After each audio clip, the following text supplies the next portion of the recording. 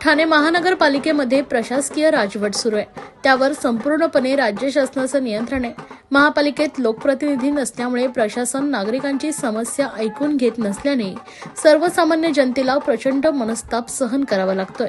ठाणेकर नागरिकांना खड्डेमुक्त रस्ते, पिण्याचे पाणी, घनकचरा यांसारख्या मूलभूत सुविधा मिळणं देखील मुश्किल झालंय। महापालिकेला स्वतःची कचराभूमी नाही, त्यातच शहरातच कचराकोंडी झाल्याने काँग्रेसच्या वतीने ठाणे महापालिका मुख्यालयासमोर धरणे आंदोलन करण्यात आलंय। या आंदोलनास प्रदेश सरचिटणीस ठाणे प्रभारी चंद्रकांत पाटील, प्रदेश सचिव संतोष केनी प्रामुख्याने उपस्थित होते। यावेळी चंद्रकांत पाटील म्हणाले की काँग्रेस पक्ष निवडणुका होत अथवा न होत सर्वसामान्यांच्या प्रश्नावर सातत्याने आवाज उठवत राहणार आणि सत्ताधारी आणि प्रशासनाचा भ्रष्टाचार बाहेर काढणार असं वक्तव्य त्यांनी केलंय। यावेळी शहराध्यक्ष विक्रांत चव्हाण यांनी सांगितले की मागील 10 दिवसांपासून शहरातील कचरा पूर्णपणे उचलला गेला नाहीये। सत्ताधाऱ्यांच्या संगनमताने 10 वर्षाच्या निविदेचं नियोजन करणारे प्रशासन 10 दिवसांचा कचरा उचलू शकत नाही, हे महानगरपालिकेचे तसेच सत्ताधाऱ्यांचं अपयश आहे। गेली 25 वर्ष सत्ता असून कुठलीही ठोस उपाययोजना करू शकलेली नाही। त्यामुळे ठाणेकरांच्या आरोग्याशी खेळण्याचा हा प्रकार सुरू असून शहरातील कचराकोंडीचा प्रश्न न सुटल्यास नागरिकांच्या रोषाला सामोरं जावं लागेल। म्हणूनच प्रशासनाचं लक्ष वेधण्यासाठी महापालिका मुख्यालयासमोर ढोल वाजवत अनोख्या पद्धतीने आंदोलन करण्यात आलंय।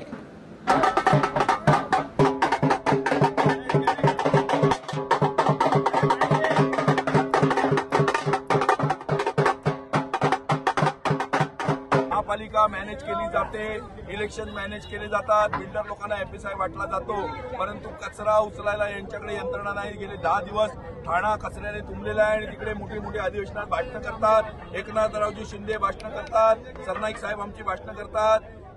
मात्र या ठिकाणी महानगरपालिकेला वाऱ्यावर सोडलेलं आहे, ठाणेकरांना वाऱ्यावर सोडलेलं आहे। पैसे वाटून इलेक्शन जिंकले आणि आता तिकडे निधीचं वाटप करतायत, मात्र ठाणेकर बेहाल आहेत। क्लस्टरमध्ये दादागिरी चाललेली आहे, गोरगरिबांवरती दडपशाही चाललेली आहे, एसआरए मध्ये दादागिरी चाललेली आहे, शासकीय निधीचा बट्ट्याबोळ आहे, बढत्यांमध्ये भ्रष्टाचार झालेला आहे, शैक्षणिक भूखंडांमध्ये भ्रष्टाचार झालेला आहे, ठाण्यात वाहतूक कोंडी आहे, ठाण्यात पाण्याची समस्या आहे, ठाण्यामध्ये मेट्रो बेहाल आहे। 2035 पर्यंत मेट्रो होणार नाही, फक्त कलर रंगवलेले आहेत पिलर बिल्डर लोकांना घेऊन कॅबिनमध्ये बसतात, बिल्डर लोकांसाठी मेट्रो पिलर रंगवलेले आहेत, मेट्रोचा पत्ता नाही, त्यांचे फ्लॅट विकले जावेत, त्यांच्याकडे पैसा गोळा करतात, अजय अशर सारख्या बिल्डरला हाताशी धरतात आणि संपूर्ण ठाणं लुटून आता विधानसभेत मोठी मोठी भाषणं करतात, शेर का बच्चा, अमुक का बच्चा।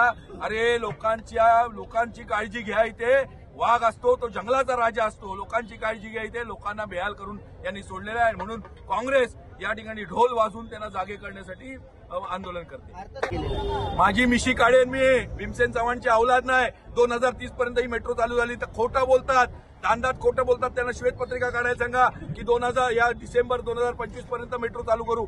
तिकडे कारशेडचा पत्ता नाही, कांजूरमार्गला कारशेडचा पत्ता नाही, मध्ये पिलर नाही, खोटं बोलतात, लोकांची दिशाभूल करतायत, लोकांच्या दिशाभूल करूनच मतं मिळवतात। माझा लोकांना हा प्रश्न आहे की ह्या सगळ्या खोट्या आश्वासनं देऊन तुम्ही यांना मतं दिलात, आज तुम्हाला रस्त्यावरती सोडलेलं आहे, कचरा साचलेला आहे, 10 दिवसाचा कचरा ज्या सोसायट्यांनी बीजेपीला मतदान केलं, ज्या सोसायटींनी शिंदे सरकारला मतदान केलं, त्या सोसायट्यांच्या लोकांना माझा प्रश्न आहे की तुम्ही त्यांना मतदान केलं का, त्यांच्याकडे जाब विचारत नाही, तुमचा कचरा उचलला जात नाही। झोपडपट्टी वासीय या ठिकाणी गरिबांचे आवाज जातात, आंबेडकरी जनतेचा आवाज दाबला जातोय, क्लस्टर मनमानीपणे टाकलं जात आहे, म्हाडामध्ये क्लस्टर टाकलं जात आहे, झोपडपट्ट्यांवर क्लस्टर, यांची दादागिरी चाललेली आहे, सचिन जोशीची दादागिरी चाललेली आहे, एकनाथराव शिंदेची दादागिरी काँग्रेस कपून घेणार नाही। तुम्ही किती काँग्रेसचे कार्यकर्ते असे फोडले आम्हाला फरक नाही पडत, काँग्रेस न संपणार आहे आणि काँग्रेस गरिबांचा आवाज उठवल्याशिवाय सातत्याने राहणार नाही।